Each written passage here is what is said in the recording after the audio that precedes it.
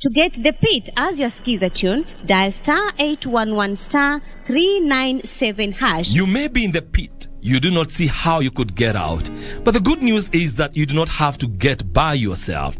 The Most High God is about to lift you out. He's about to turn the medical report. He's about to free you. He's about to open new doors, bringing new opportunities, new relationships. The pit is not your destination. Get ready to rise. To get the pit, dial star 811 star 397 hash. Star 811 star 397 hash. Cheza loto, shinda pesa moto. Wachua mamili leo na loto moto. Cheza ukianzia na shilingi 50 na ushinde milioni 2 kila siku. Kucheza ni rahisi zaidi. Kwenye M-Pesa, chagua lipa na M-Pesa. Paybill number, weka 757070. Account number, andika neno loto. Kisha, weka star. Alafu nambari yako ya simu. Kwenye amount, weka kiwango chochote cha pesa. Kuanzia shilingi 50 hadi shilingi 2,000. Lipa na usubiri draw. Makinika papa hapa ili utimize ndoto zako na Loto Moto. Cheza kwa kuwajibika. Mchezo huu ni wazi kwa watu walio na umri wa miaka 18 na zaidi. Ujumbe huu umeidhinishwa na BCLB. Cheza Loto Moto. Shinda pesa moto moto.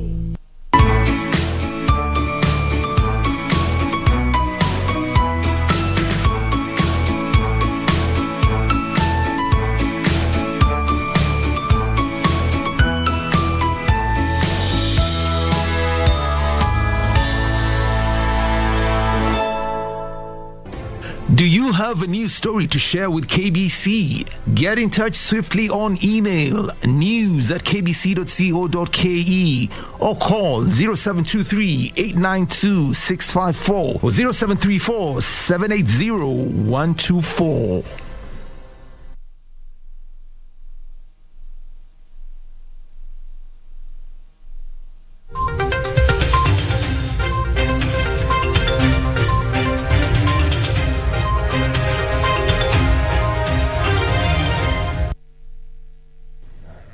Welcome back. President Dr. William Ruto has officially inaugurated the Imara Mall in support of the medium as well as small-scale enterprises to help boost competitiveness in the sector. The president has said that there is need to build the ecosystem that will attract investors. Here's that report. The Imara Mall has been officially inaugurated by the President, Dr. William Ruto. The event was marked by a major donation drive by various institutions and tenants of the mall in support of the Drought Kitty and the Hustler community during this festive season. The donations will thereby be disbursed through the office of the First Lady, Her Excellency Rachel Ruto. Without the mall, these job opportunities would not have been available. The multiplier effect of this mall cannot be disputed, and it is anticipated the impact of this business will contribute billions of shillings every year into our economy. We have had good relations, and we commit to continue supporting the office to meet its goals through donations and other relief measures. It is always a difficult decision to make an investment of the magnitude that we see here. Cabinet Secretary for Cooperatives and Micro and Small Enterprises Simon Chelugui has said there are many MSCs within the country and the strategies put in place are geared towards supporting and building a thriving business environment. We have so many micro and small enterprises. We've seen supermarkets in this mall.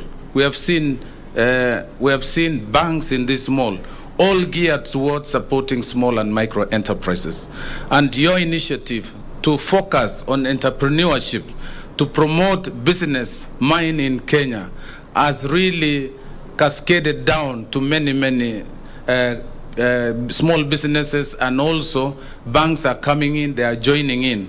Investors from outside Kenya will take the cue from local investors. If local investors demonstrate confidence in our economy, then foreign investors will follow. President William Ruto said that Kenya has witnessed a decline in manufacturing sector in the last 10 years and there is need to revive the sector through investments. That we will continue the conversation with every investor to make sure that the government of Kenya is doing that which promotes the investment environment and the climate to do business in Kenya. For Prime Edition, I am Teresa Mutai.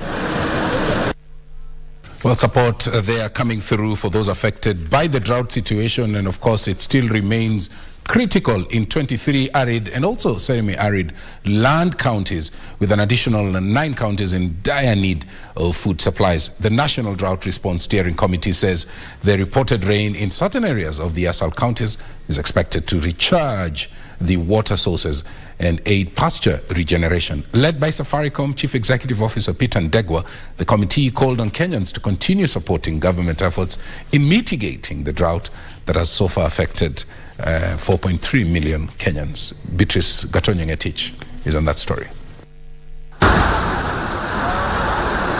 Though there has been rains in certain parts of the country, an estimated 4.3 million people continue to suffer the effects of drought. According to the National Steering Committee on Drought Response Chairman, Safaricom CEO Peter Ndegwa, so far the government has contributed 18 billion shillings towards mitigating the drought situation, while the development partners have offered 48 billion shillings that has gone towards cash transfer and relief food distribution. The National Drought Steering Committee says it has so far received 600 million shillings from well-wishers in the country. So this is not just about raising money, and money is important because, as you have seen from the campaign, it is important that we put food on the table during the festive season when everyone is making, not necessarily merry, but actually having a chance to celebrate the year that has been, but actually remember that not everyone has food on the table. But also to start thinking about the future. 75% of the clean service water that we get in the country come from the forested cut areas. You can imagine what would have been for this drought if we still didn't have our protected ecosystems. Meanwhile, the Kenya Commercial Bank has distributed relief food to 400 drought-stricken families in Mandera County. KCB Foundation Partnership Manager Ali Hussein said the food will assist vulnerable people in the 9 locations of Mandera East that have been affected by drought. Area Deputy County Commissioner William Kipchirchir calling on more support. The situation has unfortunately gotten worse since then, and this has necessitated our coming back this day. Through the KCB Foundation, we are handing over foodstuff worth 1 million to the county government this morning. Naomba wale wahisani wenye muko na uwezo wa kutusaidia, tuungane wote, tusaidie jamii. Hilo nimesema, watoto wako nyumbani, na watoto wakiwa nyumbani wanahitaji kula. Kuna shida ya njaa, kuna shida ya maji. Elsewhere, residents of Kalkacha village in Tana North Sub-County, Tana River County, have received incentives from a humanitarian organization to restart their lives after their livelihoods was lost to drought. Mtu mmoja anapokea mbuzi 5, anaenda analisha zile mbuzi, zinakuwa mingi, halafu anauza, inamsaidia yeye. Inainua wale watu ambao kwamba wanatoka katika hiyo kijiji. Prime Edition. Hundreds of vulnerable slum dwellers in Kiadutu, that's in Kiambu County, are decrying neglect by government. The elderly women who have since been abandoned by their children are living in deplorable state, which they say has been made worse by irregular disbursement of cash transfer for the elderly. Trevor Ngendo reports. In the outskirts of Kiambu County lies Kiandutu village in Thika constituency. The presence of these slums here telling a story of a village hard hit by abject poverty, with its major casualties being the elderly. Over 200 vulnerable elderly women living here decry neglect, not only by their families, but also the government. Neglect that has subjected their not so golden years into misery, in the poverty-ridden, sprawling slums of Kiandutu. Sisi tunakuanga na hiyo masida juu. Sasa mtu akiwa hali kama hii ama hali kama ya wale watoto wa disability, watu wetu wa nyumbani wanatuachilia. Sasa unaona communities ndio inasaidia. I have been through a lot, illness, hunger. My house also got burnt.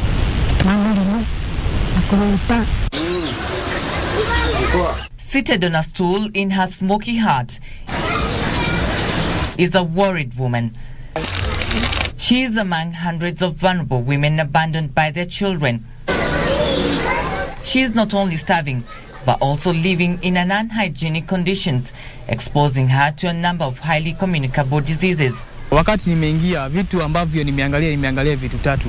Nimeangalia mahali mama analala, nyumba ambayo anakaa, nimeangalia choo ambayo anatumia, na pia vile nimeingia mahali ambapo anapikia. Wakati nimeingia mahali anapikia, sijapata jiko ikiwa nzuri, kwa maana ni kitu tu imefunikwa karatasi tu juu na imejaa vitu ndani. Choo ambayo anatumia kulingana na umri wake si vizuri, kulingana na health ambayo tunafaa kuwa nayo. Kwa hivyo nikaona kwamba hizo ni hatari ambazo anaweza kuwa akipitia hapa katikati, na yeye ni mkongwe, na yeye ni mama wa kungojeka kila wakati.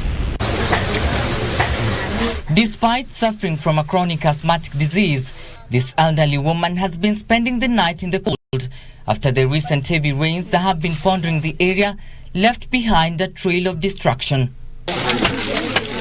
Today is a special day. Eden Center, a slum-based organization led by Eunice Mwangi and other slum dwellers have come together to repair her fallen house.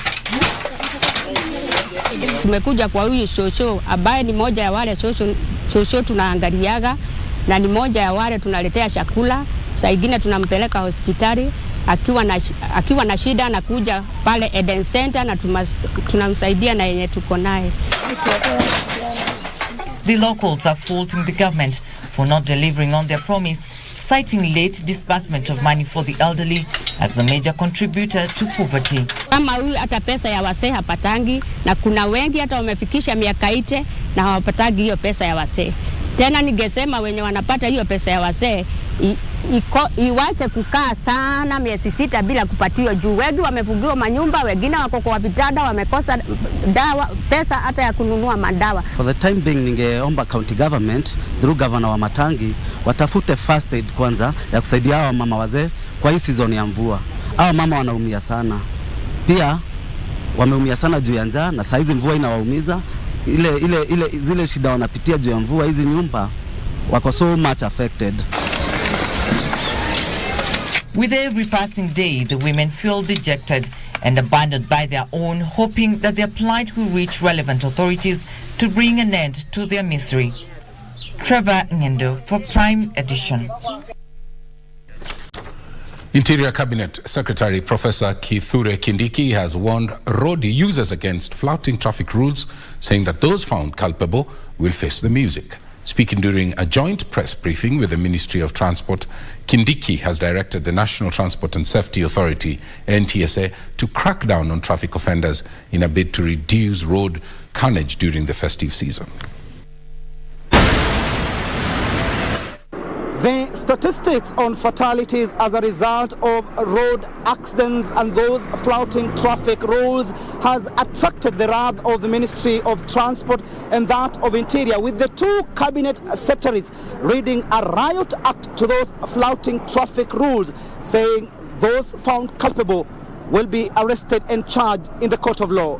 It is the intention of government to ensure that we reduce fatalities by taking preventive measures, and that is why we are warning all motorists and serving notice that beginning immediately these measures will take place. We know Kindiki tasked the National Transport Safety Authority to conduct a massive campaign on those flouting traffic rules.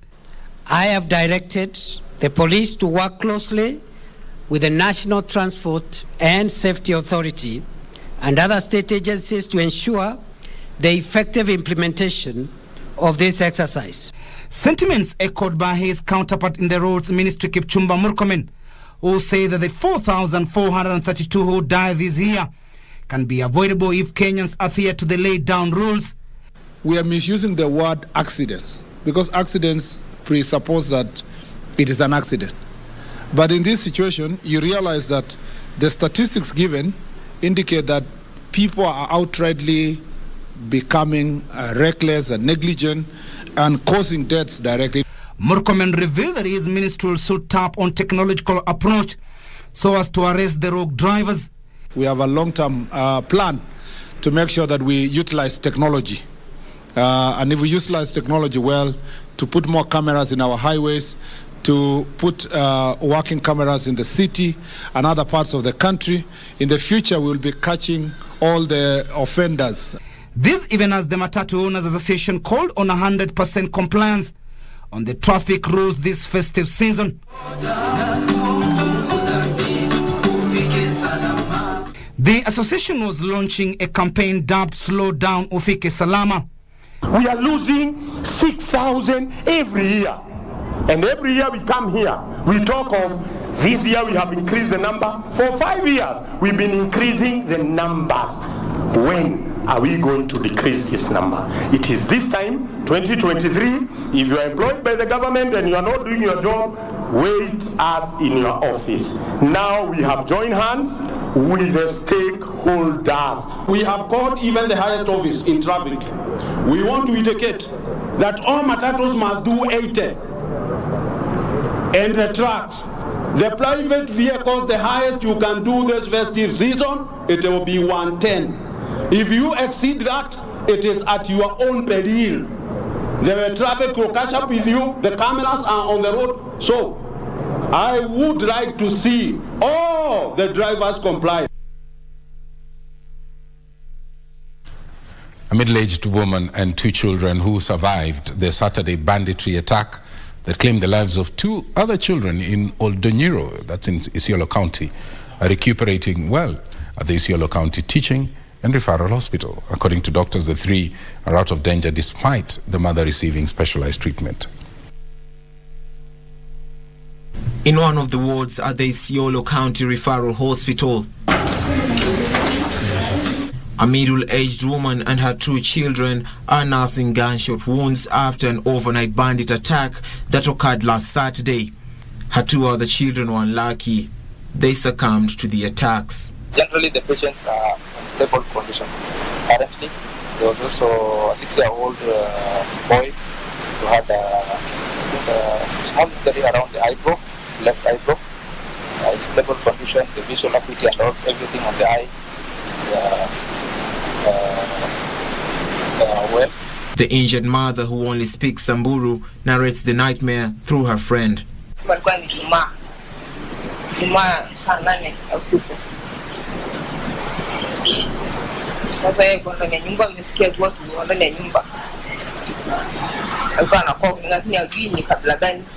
The bandits did not steal anything and only fled after executing the attack. Doctors says attacks in the area have escalated given the number of patients streaming into the hospital with gunshot wounds. The hospital administration says they have been attending to victims of banditry from Meru County and parts of Samburu and Marsabit. Tubadilishe jina ya Keto Rastas tuita hawa robbery with violence kwa ajili wanapora mali ya umma na wanaua wananchi wetu. Na ya pili, hospitali yetu hii tunataka ya kuwa saa hii hospitali iko katika strategic position ambaye tunahudumia watu kutoka Meru, tunahudumia watu kutoka Marsabit, kutoka Samburu, Laikipia, Wajir. Interior Cabinet Secretary Kithure Kindiki was scheduled to visit the victims in hospital, but the plan failed to materialize due to a series of security meetings held in Kom and Kina in Isiolo North and South Sub-County respectively. Improve the issues of insecurity because they actually drain this hospital in terms of even manpower, resources, and the more we prevent them, the more we focus on other urgent issues like the issue of the maternal health and the other issues. For Prime Edition, I'm Alvin Kaunda. Burundi's Joseph Ntakirutimana has been elected to the position of Speaker for the 5th East African Legislative Assembly. His election came after consensual withdrawal of 3 other nominated members to the position, where he garnered 54 out of the 63 votes that were cast in the ballot. The new speaker has pledged to deliver a united East African Assembly and also to work together with partner states to foster regional cohesion and integration. Kenya did not forward a candidate as the position is on rotational basis. The 5th East African Legislative Assembly had its first sitting today, and the first order of business was the election of the Speaker. The position had attracted 4 candidates from South Sudan and Burundi, but according to the clerk, 3 withdrew their candidature before the deadline of the exercise. The Honorable Dr. Ann Ito Leonardo, in the presence of Honorable Mukulia, also approached me to withdraw from the race. That left Burundi's Joseph Nakiritimana as the lone candidate for the position. Before the voting exercise, Nakiritimana took the podium to thank the honourable members for seconding his candidature. Honourable members from Kenya chapter, thank you very much. Despite there being one candidate, the voting exercise still went on. Out of the 63 votes, Nakiritimana garnered 54 votes. There were 8 spoiled votes. It is now my duty to declare that the Honorable Joseph Nakiritimana is duly elected as Speaker of the 5th East African Legislative Assembly. Shortly after, the new Speaker walked down in his official regalia and took the Speaker's seat. In his acceptance speech, the new EALA Speaker pledged to listen to the voice of every elected member without discriminating any partner state. I will perform my statutory functions and execute the duties as Speaker in a dignified manner, always abiding by the letter and spirit of the treaty for the establishment of East African Community. Nakiritimana further urged the members to collaborate for the common good of the East African community. He will occupy the seat for the next 5 years. 7 different countries, each country with different political parties, and we can be able to sit down as mature members of parliament and build consensus. With the new Speaker already elected today into office, the 5th East African Legislative Assembly is ready to deliver its mandate to the East African community and foster economic development. Yusufar reporting for Prime Edition from the EAC headquarters in Arusha, Tanzania. So we're taking a short break. Betty Kiptum is coming up shortly with the day's business. Stay with us.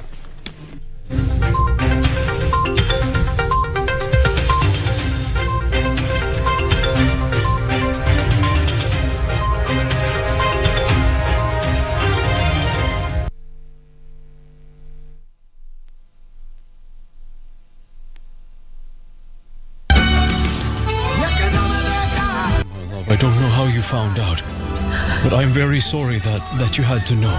Well, I'm very grateful that I finally learned the truth. You're going to be really sorry for making my niece go against me, and I swear you're going to regret what you did! And having a friend like you is truly such a privilege for all of us. Right now, I'm going to tell you that it isn't true and that there's something that you should know. Nell is now in prison.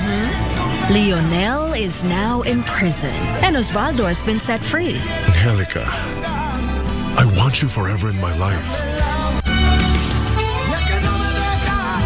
Wachua mamili leo na Loto Moto. Kucheza ni rahisi zaidi. Kwenye M-Pesa, chagua lipa na M-Pesa. Paybill number, weka 757070. Account number, andika neno Loto, kisha weka star. Alafu nambari yako ya simu. Kwenye amount, weka kiwango chochote cha pesa, kuanzia shilingi 50 hadi shilingi 2000. Lipa na usubiri draw. Cheza kwa kuwajibika. Mchezo huu ni wazi kwa watu walio na umri wa miaka 18 na zaidi.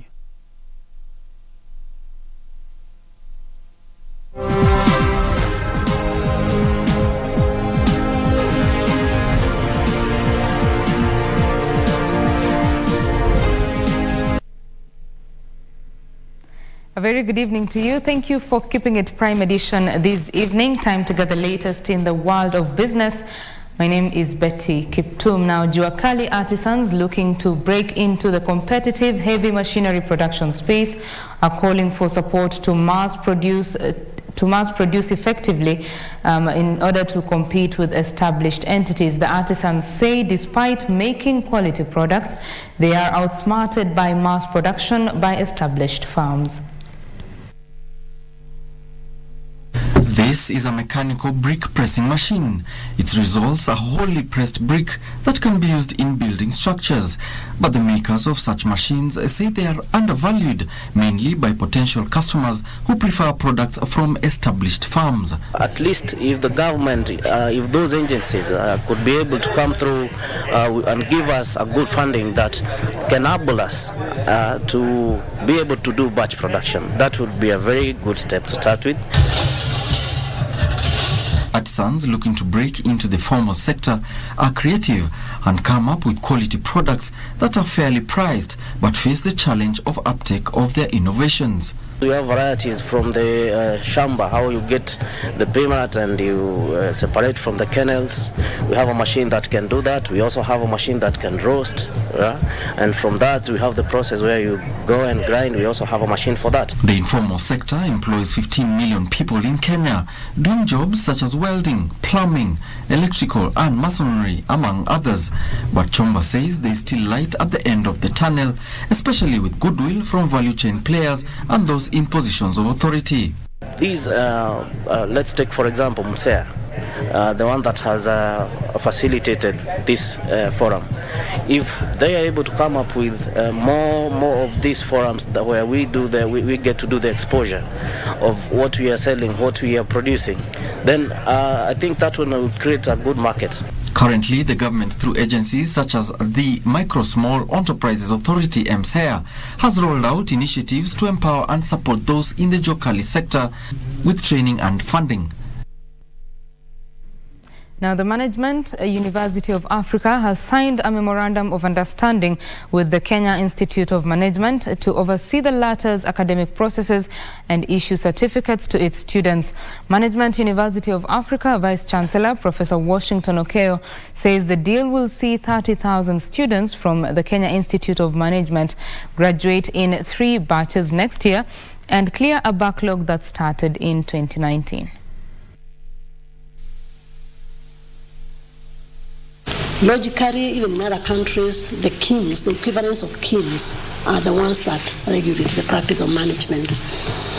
But in Kenya, we also have to take cognizance of the fact that the functional areas have also regulated.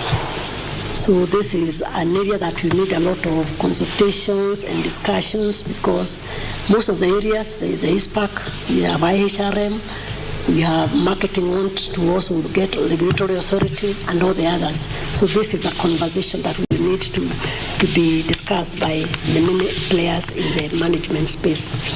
We will be going out to the students and now telling them we now have a joint MOU where KIM will be able to train, examine with the support of MUA and award with the support of MUA. And this will happen immediately after now so that come January, we will be looking to have an intake of students on the joint collaboration, on the joint program. We then go through our training programs. Our training programs are done on a quarterly basis, which means the first intake will happen in January, and then by April we are ready to examine the students. We'll then progress through a 2-year program specifically to get the diploma awarded by the examining body, in this case MUA. We are now going to announce it to the students in KIM that this MOU has already been signed and that we are going to have an occasion where we are going to graduate the students beginning the first quarter of next year. As Dr. Murithi will tell you, there has been a backlog of students that ought to have graduated. They haven't graduated, so that is going to be our first priority, to graduate those students. But importantly, before that, we are going to expect that there will be students who will be transiting from KIM to the university. Now, use of short message services, popularly known by their short form SMS, rose by 75% this year compared to 2021. Short message service continues to surpass limits while competing with other digital messaging applications. A report by Infobip shows that SMS use rose the highest in the banking and finance sector at 68%, while retail marketing pushed SMS use in the retail and commerce sector up by 22%. Despite a wide range of communication platforms now being available, including services such as WhatsApp, instant messaging apps such as Skype, and a range of social media platforms, text message still shows profound popularity 30 years after the first text was sent. The Infobip report shows that SMS has evolved from a personal messaging platform to a key tool for business to consumer communications. This is also reflected as it remains a top 3 channel in every region worldwide. Highlighting the versatility of the channel, data from the analysis also shows that SMS made up 16% of total consumer engagement and market interactions. Additionally, they added that due to the channel's global reach and no reliance on internet connectivity, it is the go-to means for time-sensitive alerts and security notifications. Additionally, they added that due to the channel's global reach and no reliance on internet connectivity, it is the go-to means for time-sensitive alerts and security notifications. Infobip's research also found that sectors such as banking and finance saw 68% more interactions, where firms use SMS for timely alerts, followed by telecoms at 48%, while retail and e-commerce recorded 22% more SMS interactions, where brands used it for retail marketing automation. Stakeholders noted that this represented the power of SMS and urged brands to keep it at their core while engaging their customer base. Ndusamo Kami for Prime Edition. And tour operators are rooting for a sustainability policy as well as capacity building for the tourism value chain to grow the industry. The Kenya Tour Operators Association argues that disparity in policy, especially in counties, has left room for rogue operators who are taking advantage of the loopholes to dent the tourism industry.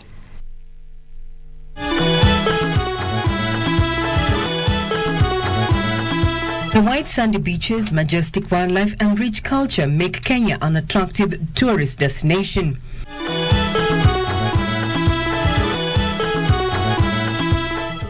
However, tour operators are crying foul over policies and regulatory variances in the devolved units that are affecting smooth operation. Especially in policy gaps and the regulations. From now on, we'll engage government with those recommendations and point out the areas that need attention, and hopefully have a way that we arrive at a place of what we call minimum sustainability standards. The tour operators believe that there is need to harmonize licensing for counties and the national government as well as strengthen sustainability policies. Why do we always operate in our own little silo? Can we actually really work together and push the agenda forward as a nation, right? All of us together, because at the end of the day, we all want the same. Well, that's all we had for you from the business desk. Sports news is coming up, and Mboya shall be giving you the detailed report in the sports arena. My name is Betty Kiptum. Enjoy the rest of your viewing. Bye-bye.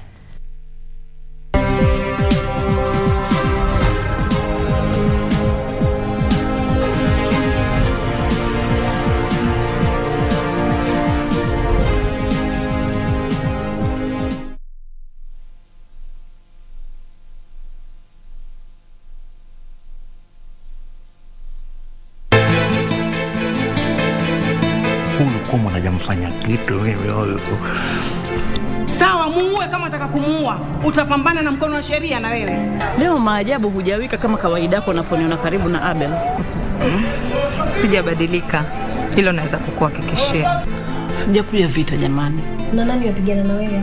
Sitaki kisa cha Lea na Kate katika maisha yangu mimi. Namtaka mwanamke aniondoke katika maisha yangu. Ndio kina nani hao? Wako wapi useme ndio hao?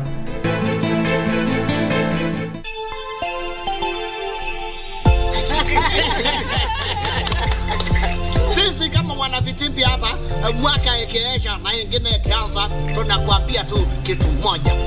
We wish you a Merry Christmas. We wish you a Merry Christmas. We wish you a Merry Christmas and a Happy New Year. Yeah, Merry Christmas and a Happy New Year.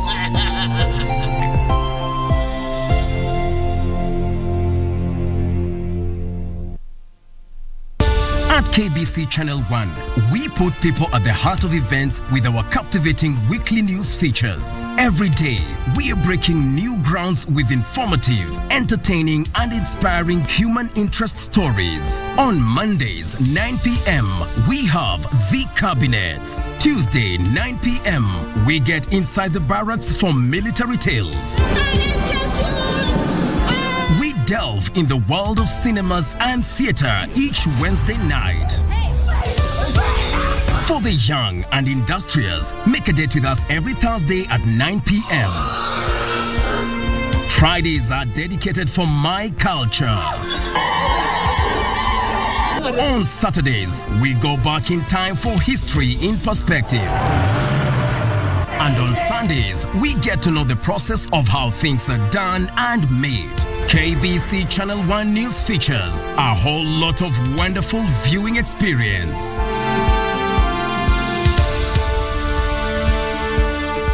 Welcome to 888bet Casino, a world of winning opportunities 24 hours a day. Choose from thousands of games across live casino, table and slots, including favorite titles Burning Classics, Wolf Gold, and The Amazing Aviator. But hurry, 1 million is to be given away before 31st December. Join the thousands of winners playing 888bet Casino daily.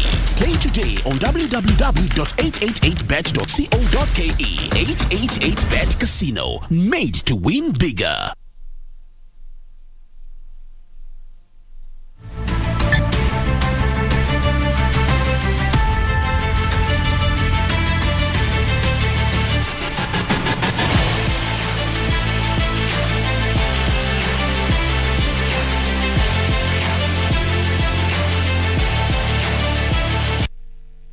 Welcome to the sports segment. I'm sitting in for Karen Kibet. The Kenyan team to the Zone 5 Beach Volleyball Championships, set to be held from Thursday in Bujumbura, left the country today ahead of the games. The championships will see players earn points which will determine their Paris 2024 Olympic Games qualification.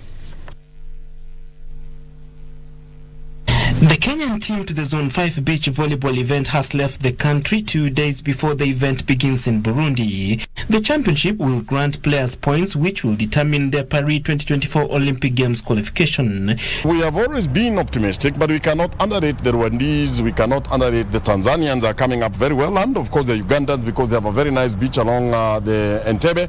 And so our plan is as open as one would think of. But we are going there with a lot of confidence, one, because we met these teams in Rabat, that is in Morocco, and some of them we were able to beat them. We've had quite a number of international exposures, latest being the Ghana, the Commonwealth qualifiers, and after that the girls went to the Commonwealth Games, and they've been training and practicing, and most of them are seasoned players, so we expect to do well in the zone. Team Kenya, funded by the National Olympic Committee of Kenya, will play Tanzania, Uganda, Rwanda, South Sudan, and hosts Burundi. The championship will be held on the 22nd and 23rd of this month, with the Kenyan team expected back home a day later. We know we are the best, because before you rate your own, before you rate your competitor, you have to rate yourself first. I believe we are going to give the best and we're going to win. So we are going to bring back gold. Meanwhile, Athletics Kenya is contented with Team Kenya's performance in this year's international events, amidst a myriad of challenges, among them the doping menace. Athletics Kenya attributes the good performance to better preparations and government support. Kenya posted good results in this year's World Athletics Championships in Oregon, USA, finishing fourth with a total of 10 medals, scooping a further 21 medals at the Commonwealth Games in Birmingham, UK, finishing 13th overall. Despite the fact that we have less infrastructure, but athletes have done very well. And we have to look also at the problems they face. Our athletes face the same issues that we face as Kenyans. Even then it's worse because they have to train. Sometimes they don't have food, they don't have shoes, shelter. So those are the things that we have to look into. How do we upgrade them? How do we support our athletes to make sure that they run? Kenyan athletes also excelled in the World Cross Country Tour in Eldoret, the Kipkeino Classic Continental Tour and the Senior Africa Athletics Championship. Athletics Kenya, at the same time, has announced stringent punishment to athletes who will be found doping. The areas that will be looked into should be not only the athletes, but the suppliers, pharmacists. We have the hospitals, we have athletes representatives, we have also coaches, and anybody who is dealing with an athlete directly or indirectly to make sure that whoever is dealing with an athlete is made to understand that engaging in doping is a no-go zone at the moment. This comes in the wake of Kenya being closely monitored by World Athletics. Kenya Lioness player Grace Adhiambo was named the LG Sports Personality for the month of November. The fly half steered the national women's 15s team to win the Africa Cup Pool B title, beating hosts Uganda 23-3 in the final played at the One Kulukuku Stadium in Kampala, where she was declared the player of the match. The Olympian has been a key player of the Lionesses for the past 3 years, playing for the Sevens team at the Tokyo Olympics in 2021 and the Challenger Series in Chile in August, where Kenya finished 4th. I've been having my training since the 1st of April this year, and I'm so thankful to them that they were able to give me the chance to go and play for the national team of Kenya, that is Kenya Lionesses, and also to showcase my talent. As much as I got the job, they didn't deny me the chance to go out and play. She was awarded new LG top freezer worth 120,000 Kenyan shillings. Adhiambo's sleeker play in attack, defense and playmaking was instrumental as the Dennis Mwanja coached side sealed qualification to the Africa Cup Group A competition next year, where they face powerhouses South Africa, Namibia and Cameroon. Currently we are happy because we are now starting a ladies team, and also proud to have 2 of them coming from the Lionesses. That means it will take us a short period before we are at the full limelight. It's good to get to award one of the Lionesses, Grace Adhiambo here, and it has shown that from where she has come from to where she has come from to where she is, and also heading all the way to administration police, it shows that sports enables one to grow and also expand your boundaries, and that's all through hard work and relentlessness that she was able to do all this and power the Lionesses to feature in Africa Cup Pool A. Adhiambo got the nod over New York Marathon winners Sharon Lokedi and Evans Chebet. Tennis S Angela Okutoi, who won the doubles category of the World Women's Tour at the Karen Country Club. KCB utility forward Davis Chege, who was named MVP of the Impala Floodlight Tournament. Moses Omondi of Trailblazers and rally driver Karan Patel, who won the Kenya National Motorsport Championships title in November. An award-winning moment there for Adhiambo. Congratulations. Now, picture this. The newly crowned world football champions Argentina arriving home ahead of a welcome home party in Buenos Aires. Of course, they beat France. Remember, in Sunday's thrilling final, the team that was led by Lionel Messi. They expected to tour Buenos Aires city center with millions of supporters expected out in the streets on what is a public holiday. Let's listen into that report. Argentina won the final match after beating France 4-2 on penalties after the match ended in a 3-3 draw. Messi, who scored twice in the final, was the first player to emerge from the plane, holding the World Cup aloft with coach Lionel Scaloni right behind him. Meanwhile, France's beaten players were given a rousing reception by fans in central Paris when they arrived home last evening. In other news, Argentina's World Cup winning captain Lionel Messi has been named BBC Sports World Sports Stars of the Year for 2022. Messi led Argentina to their first World Cup triumph in 36 years in Qatar. The Paris Saint-Germain forward won the tournament's Golden Ball awarded to best players after scoring 7 goals at his 5th World Cup. He will turn 39 during his next World Cup in 2026 and had hinted previously the finals in Qatar will be his last, but he says he does not plan to retire yet from national team, saying after lifting World Cup that he would like to continue playing a few more games as world champion.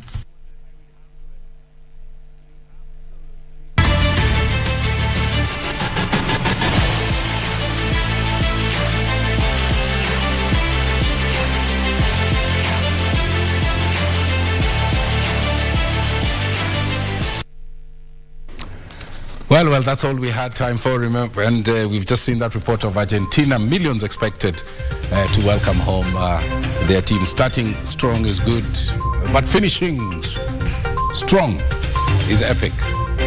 Thank you for watching KBC Prime Edition. Good night. From Nairobi, Kenya, I'm Mboya. Bye-bye.